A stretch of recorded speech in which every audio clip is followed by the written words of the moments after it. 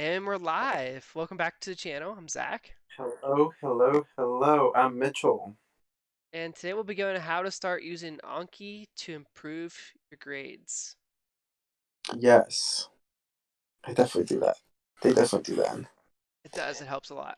Ah, yeah. So, what are our objectives today? So we're gonna explain what Anki is and why you should use it.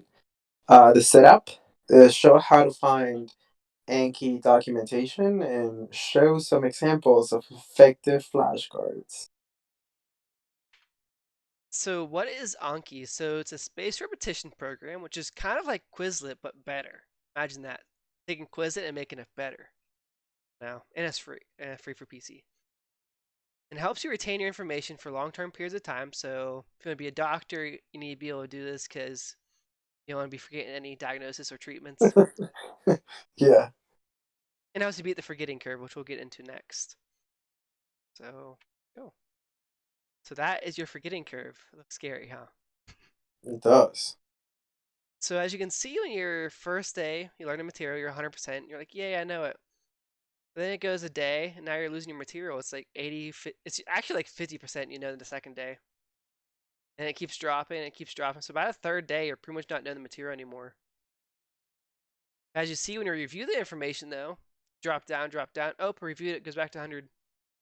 You go to the third day, same thing, it goes back to 100%. So long, like it prolongs the period you know the information. So you do this over like a course of a month, 2 months, you're gonna know information for at least a year. So does that sound amazing for your MCAT? Yes, it definitely does. No, MCAT's terrible. So much information. So much. And so that's how you set up Anki right there. You just go to the website, hit download. That big green, big blue button there. But the thing is that Anki it's free on PCs, but I believe that if you do have a MacBook, I think you It's have to pay, right? it's free on MacBook. Okay. No, but is it okay, the app is not free. Okay. So if you have an Android phone, it's free. But if you have an iPhone like me, it's 25 bucks, which really isn't that much money for something that's gonna help you long term forever. So See, I will not get it on my phone because personally I will be too distracted with notifications like you gotta turn popping all up. notifications off. You gotta turn them off. Everything off. Yeah, no. I would much rather put my phone in a cookie box, time box, and do it on my laptop. I know you love that time box, but our notifications are off for every app almost. So Really? yeah, Wow. I get But distracted a no, lot. so you've used Anki on your phone? Yeah, so I walk around the library or in like the school, and I'll do Anki because when your mind moves, when your body moves, your mind grooves, which is what Jim Quick says all the time. I think better and learn better when I'm actually moving and getting different stimuli. So Yeah, I've heard about that. In relation to, I've heard a couple people studying while working out, while doing like push-ups or riding a bike or in the elliptical or in a treadmill. Sometimes they're just reading and studying. I mean, it's an easy way to like kill two birds with one stone. But at the same time, I've heard, I don't know, I haven't read any articles, but I've heard that it actually improves your memory and your learning, which that's I what they find it say. fascinating. They say like even like just 3 minutes of exercise improves your learning for the day and Oh yeah, stuff. Improves your like absolutely. your speed and stuff. Go to the next slide. Okay. So when you set it up, this is what your screen should look like. It looks kind of boring. You see default deck.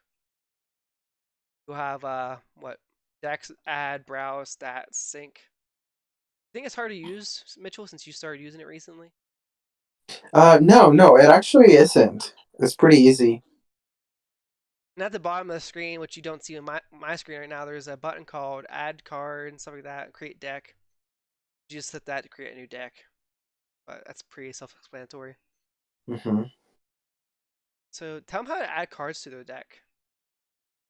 So to add the cards to the deck, you have to click at the top of the screen, and you can just use the font and design the color, whatever you want to look, whatever you want to change the color for some of the words.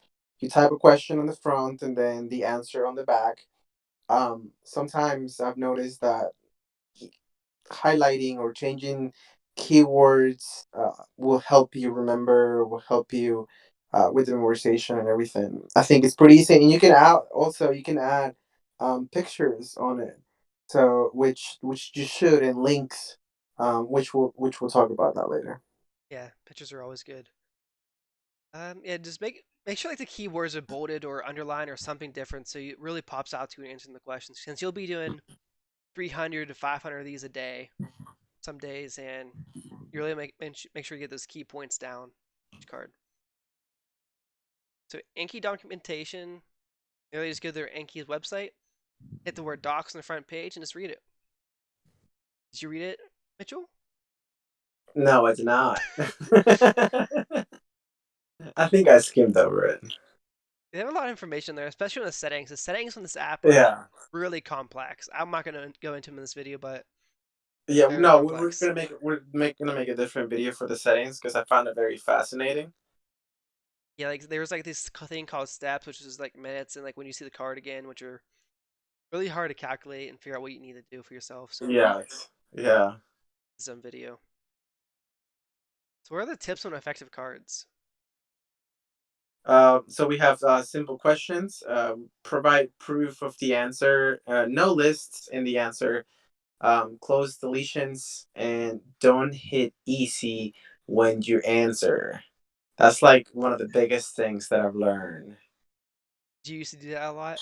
No, actually, whenever I first started, I hit easy and I wouldn't see the card for like a couple weeks. So I'm like, yeah, I'm not doing that anymore.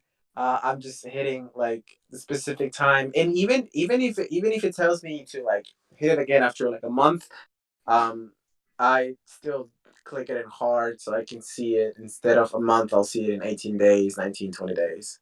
That's bad, but we'll get into that in another video. Ah, damn it! I just really want to see it again. Like I don't. Like, I want to really like dig it in into my brain. Yeah, what will I'm happen? scared. What would happen when you get in the ease hell, which is really almost impossible to get out of, which means you'll be seeing that card way too much over time. Just keep doing that. Oh no! I only do it with like things that are not like easy. Like I feel like Okay. every single answer needs to come out of me like naturally, like implicit memory Yeah. type thing. Well, if you don't You know, know, yeah, just if you don't know, it hit hard. But if you know it, but you're like, I want to see it again later, but you already knew the answer, don't hit hard. it'll it'll stuck. It'll get you stuck. Yeah, you'll be Okay. literally seeing that for like months. That one card will keep coming back every other day. It's like, oh no, and we'll keep doing that every day. You can't get out of it. Okay. So See, I didn't know that.